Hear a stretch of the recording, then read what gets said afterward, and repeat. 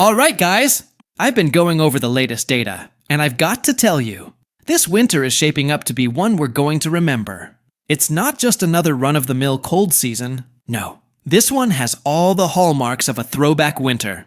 The kind we haven't seen since that legendary 2013 stretch when Arctic air just parked itself across the US for weeks at a time. And, as crazy as it sounds, the signs are pointing towards something very similar, if not slightly more unpredictable. Now, before we dive into the regional breakdowns, here's the big picture. The pattern is shifting fast. By mid-November, I'm talking within a week from now, we're already seeing our first serious push of Arctic air diving south out of Canada. That jet stream is starting to buckle, the polar vortex is stirring early, and that's a recipe for long-lasting cold across the northern half of the country. And once that cold locks in, snow is going to follow fast. And it might not stop for months.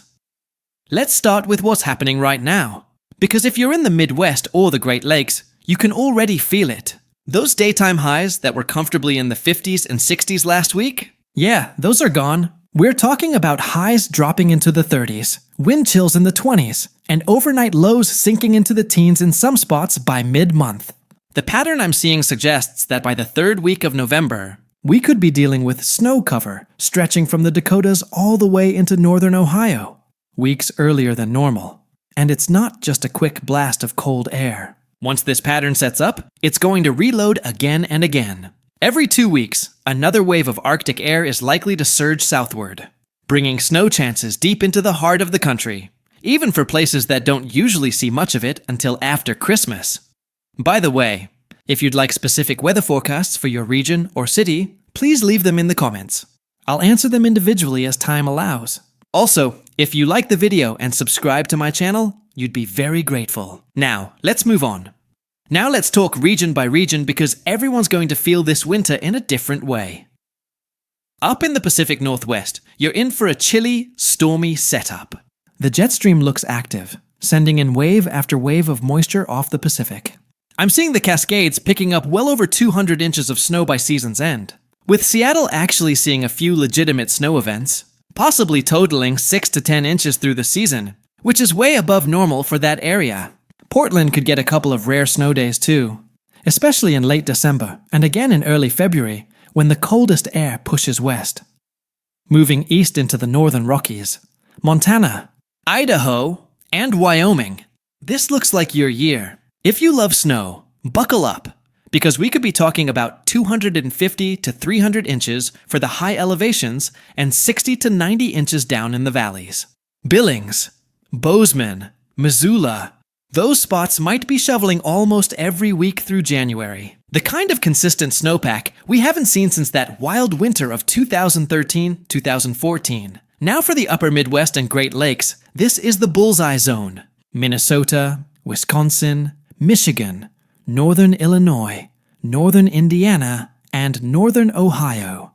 You're looking at a potentially brutal stretch. The lakes are still relatively warm right now, and when that Arctic air pours in, we're going to see lake effect snow absolutely explode. I'm calling for seasonal totals between 80 and 120 inches in the heaviest snow belts of Michigan and upstate New York, with places like Cleveland, Buffalo, and Erie possibly exceeding 100 inches by early March. Chicago could be staring down a 55 to 70 inch winter, easily double the norm. And Minneapolis? Don't be shocked if this one climbs past 90 inches before it's all said and done. And folks, that cold, it's going to bite. We're talking about wind chills dropping to 25 degrees now to 35 degrees now, at times in January. The kind of cold that freezes pipes and turns the air itself into something you can almost hear crackling. Now let's shift south. The Central Plains, Nebraska, Kansas, Missouri, and Oklahoma. You're not getting off easy either. You'll see a battle zone between warm Gulf air and invading Arctic blasts, and that means snow, ice, and sharp temperature swings. Kansas City could rack up 20 to 30 inches this season, with several ice events mixed in. Oklahoma City might even see 6 to 10 inches of snow spread out over the winter. Rare, but not impossible in this kind of setup. Then there's the Northeast, and I know everyone wants to know. Are we getting a real winter this time? Oh yeah, this looks like a classic. Boston, New York, Philadelphia. You're all in the game. The storm track is active, the Atlantic is running warm, and that's a classic signal for nor'easters. I wouldn't be surprised if we see 2 or 3 major snowstorms this winter that shut things down. Boston could end up with 70 to 80 inches of snow. New York City, probably 35 to 45 inches, which is well above average. Even Washington, D.C. might squeeze out 15 to 20 inches, which would be a big comeback compared to the last few mild years. Heading down to the southeast, things get interesting. It won't be a brutally cold winter overall, but when those Arctic fronts plunge south, they're going to mean business. Atlanta could see a few flakes, maybe even a light snow event or two. Birmingham, northern Mississippi, and parts of Tennessee will be in the snow zone several times. Nashville could be looking at 10 to 15 inches total. And that's impressive for the region. Florida. Don't worry, you're not escaping without a chill. I'm seeing signs that even the Panhandle could dip below freezing multiple times this winter. Tallahassee could see frost as early as late November, and even Central Florida might flirt with the upper 30s in January. Now, the Southwest, California, Nevada, Arizona, New Mexico. This region will be dominated by a battle between Pacific moisture and desert air. The Sierra Nevada could get 250 to 300 inches of snow at the higher elevations, which is incredible news for water supply. Denver could end up near 70 inches by the end of February, which would be one of its snowiest winters in a decade. Flagstaff, well over 100 inches, and even Albuquerque might see 10 to 12 inches, which is above normal. And here's what's most striking about this entire pattern: the persistence. The cold doesn't just come and go. It sticks around. By the time we hit late December and January, it's looking like a broad, long-lasting trough will dominate the eastern two-thirds of the country. That means below-average temperatures for weeks, maybe even months, and a constant parade of systems dropping snow from the northern Rockies all the way to the Appalachians. I keep coming back to those comparisons with 2013 because the similarities are uncanny. Back then, we saw the jet stream buckle and hold, allowing cold air to pour southward relentlessly. Snow was on the ground across half the nation by Thanksgiving, and it just kept building. This year feels eerily familiar.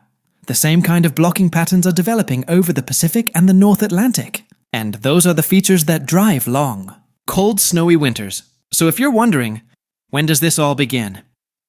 Well, honestly, it's already beginning. Within a week, the first real blast of winter air is set to spill into the northern U.S. The Midwest will likely see snow showers by mid-November. And once we get that first snow on the ground, it's game on. From there, it just keeps reloading. December colder, snowier, stormier. January, that could be the peak, with brutal wind chills, blizzards in the Great Lakes, and widespread snow cover stretching as far south as Arkansas and northern Georgia. And then, February brings the wild card. That's when the pattern may shift westward, sending snow into the Rockies and heavy late-season systems through the Central Plains and Northeast. If I had to summarize it all in one line, I'd say this: expect a winter that starts early, hits hard, and doesn't let go until March. So, if you remember that 2013 winter, when people in the Midwest were scraping ice off their windshields every morning for 2 straight months, and Buffalo was digging out from one lake effect, blizzard after another, get ready for a version of that. Maybe not identical, but certainly inspired by it. It's the kind of winter that reminds us what real cold feels like. The kind where the snow crunches like glass under your boots and the whole world slows down just a bit. The kind that tests your furnace, your patience, and your snowblower. So yeah, winter is coming early, and it's coming strong. Keep the gloves handy, stock up on salt. And if you're like me and you love the drama of a good snowstorm, buckle up, because this one's going to be a ride. All right, if you'd like specific weather forecasts for your region or city, leave your region or city in the comments. I'll answer them individually as I have time. Commenting is completely free. Thanks for watching, and I'll see you next time.